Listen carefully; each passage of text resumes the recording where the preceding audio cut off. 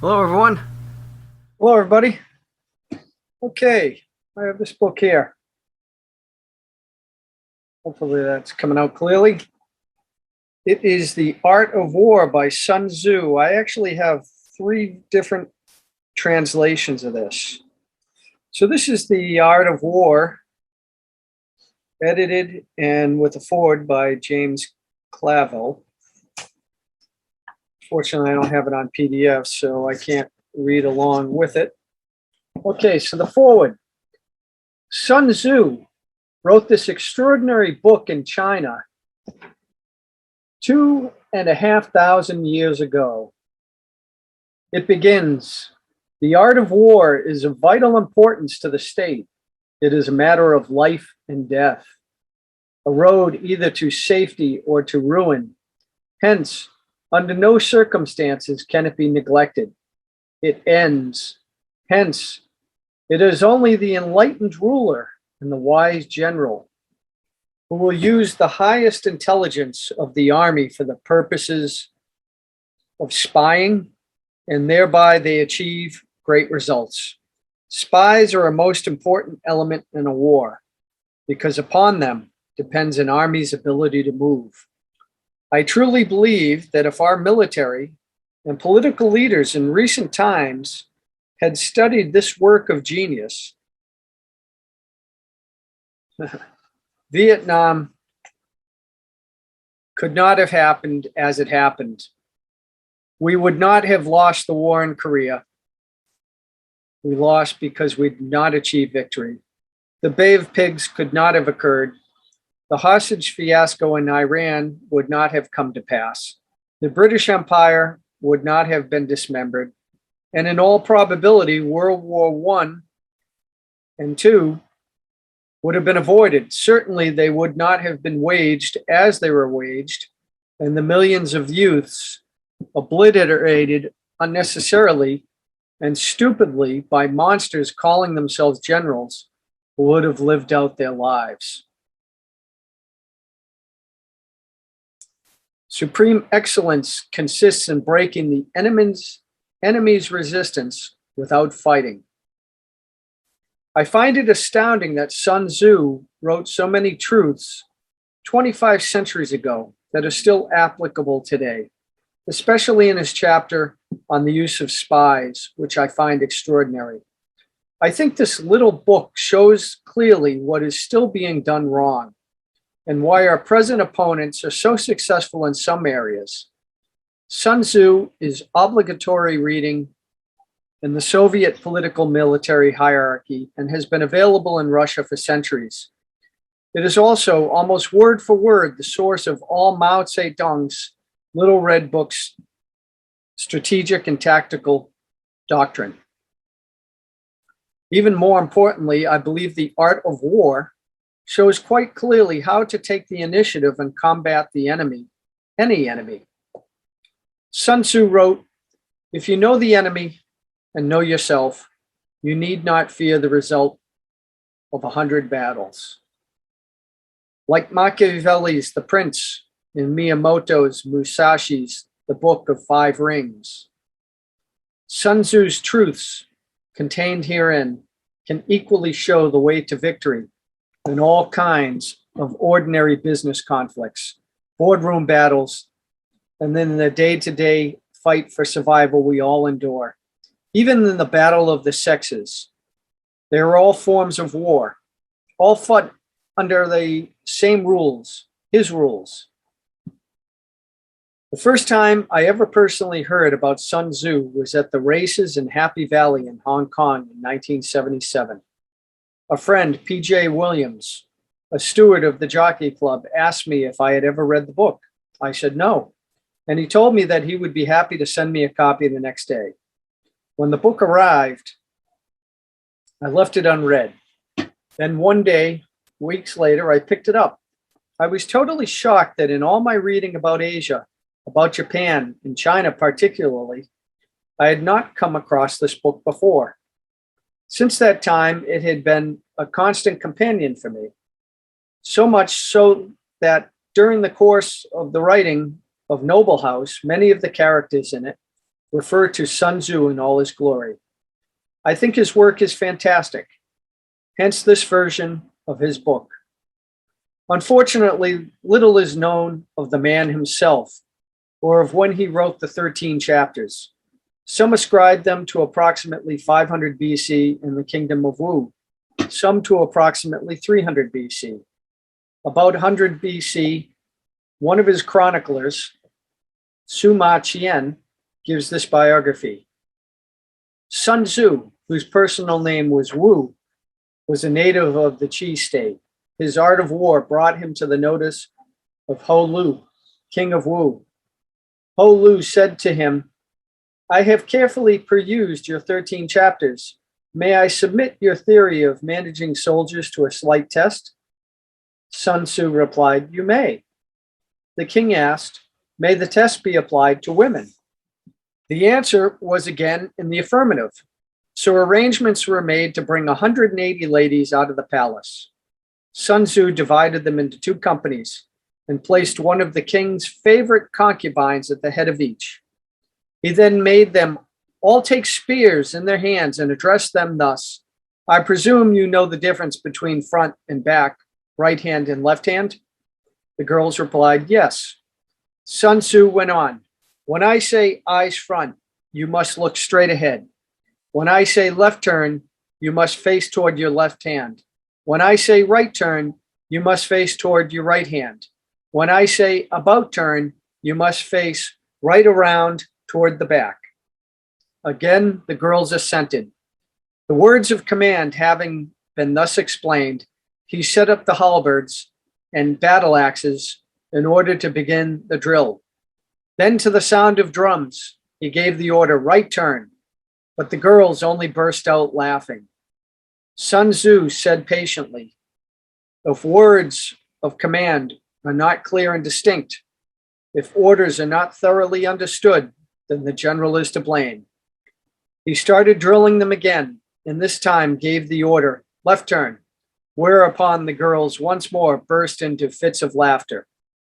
Then he said, "If words of command are not clear and distinct, if orders are not thoroughly understood, the general is to blame.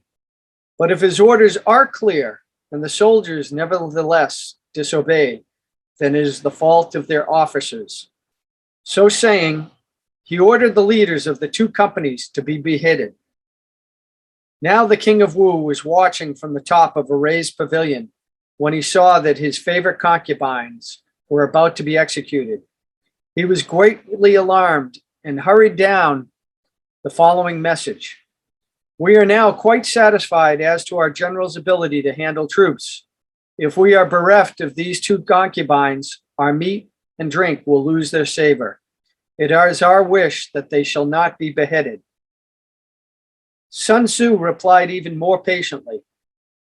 Having once received His Majesty's commission to be general of his forces, there are certain commands of His Majesty which, acting in that capacity, I am unable to accept.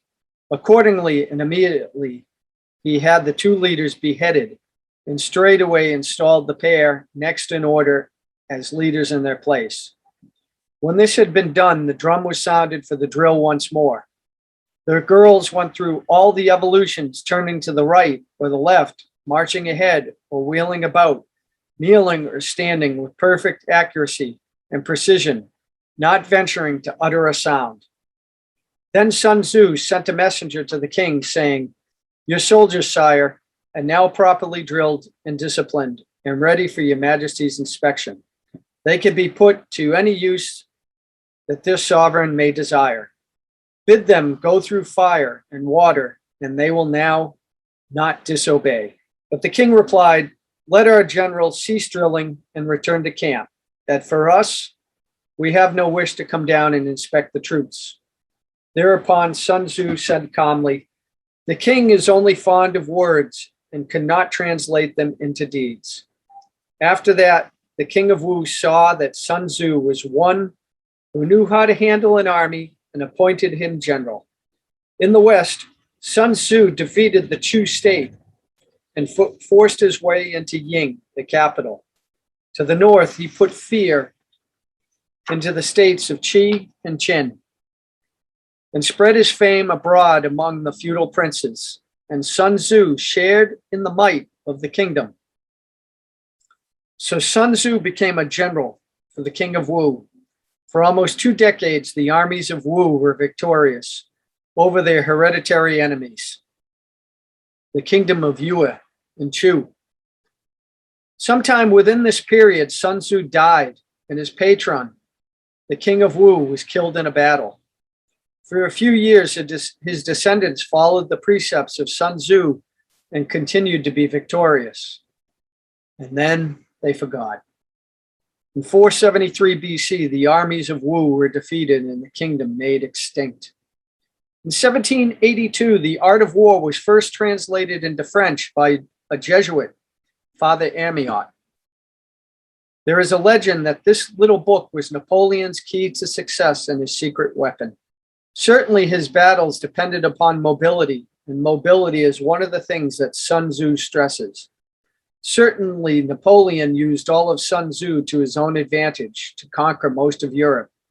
It was only when he failed to follow Sun Tzu's rules that he was defeated. The Art of War was not translated into English until 1905. The first English translation was by P.F. Calthrop. The second, the one that you will read here, is by Lionel Giles, originally published in Shanghai and London in 1910. I have taken a few liberties with this translation to make it a little more accessible. Any translation from ancient Chinese to another language is to a certain extent a point of view, and have inserted some of Gillies' notes according to the Chinese method, immediately after the passage to which they refer. I have also, for simplicity, deliberately eliminated all accents over Chinese names and places. It is really almost impossible to translate the Chinese sounds of a character into Roman lettering. Again, for simplicity, I've used the old-fashioned method of spelling. Let all scholars, great and small, please excuse me. I sincerely hope you enjoy reading this book. Sun Tzu deserves to be read. I would like to make The Art of War obligatory study for all of our serving officers and men, as well as for all politicians and all people in government and all high schools and universities in the free world. If I were a commander-in-chief or president or prime minister, I would go further. I would have written into law that all officers, particularly all generals, take a yearly oral and written examination on these 13 chapters, the passing mark being 95%. Any general failing to achieve a pass to be automatically and summarily dismissed without appeal, and all other officers to have automatic demotion. I believe very much that Sun Tzu's knowledge is vital to our survival. It can give us the protection we need to watch our children grow in peace and thrive.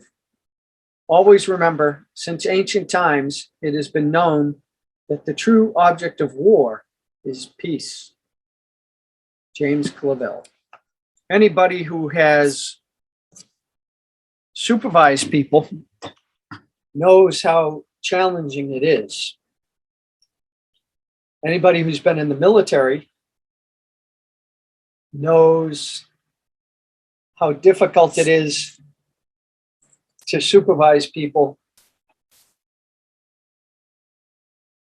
once you've been in the military. Because in the military, there is a chain of command. And while there's politics and everything, rank does have its privileges. And while in bigger companies, that is also true, I guess emotions and being politically correct and having to be sensitive to people's feelings and needs in the private sector are much more of an issue. The other thing that I've learned is that in the end, as a leader, you can't be something you're not. that's something that you can study. You can take Dale Carnegie's How to Win Friends and Influence People and his courses. You could study Sun Tzu. You can study these other people, and you can learn different techniques, and you can improve your patience, and you can learn to delegate, and you can learn to identify talent. And experience over time definitely teaches you quite a bit on a lot of different things. And unlike warfare, where if you lose, you're killed, if you're in business and you lose your job or you lose your company, you technically can fight another day and you can learn those lessons and move on. And over time, you do learn those lessons. I can tell you that I have, it's funny that this book starts with that story about the concubines being executed, because I've always had the term that when you're supervising professionals who are self-motivated and don't need a lot of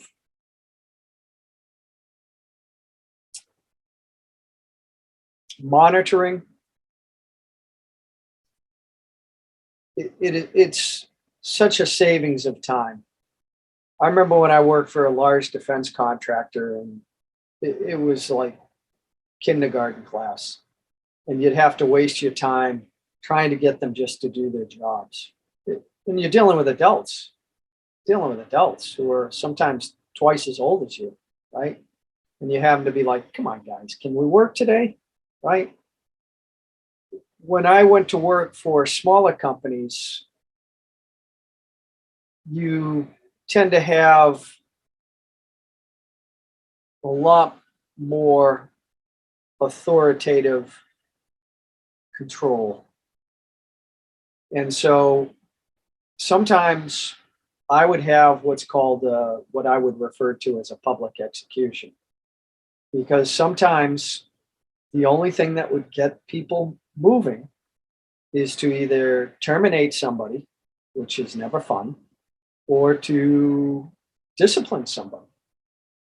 And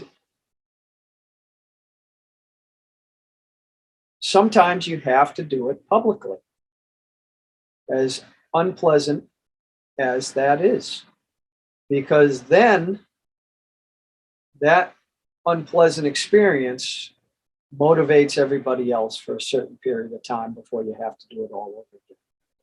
It really is ridiculous. And in our country, the United States, this is what our country's become. I remember, back when my father was in the workforce, most people were military people. And you didn't have to deal with this, at least not like you do today. Back then, people are people. But I mean, back then, people were used to that type of structure, and things ran like a military unit. And also back then, there were a lot, not saying women weren't involved in that, but a lot of the hierarchy was men who had that military experience. Today, it's a different world. Today, I don't think most people could handle that type of environment. I think people would be like, wow, this place sucks. This place is too regimented for me. It's too hard.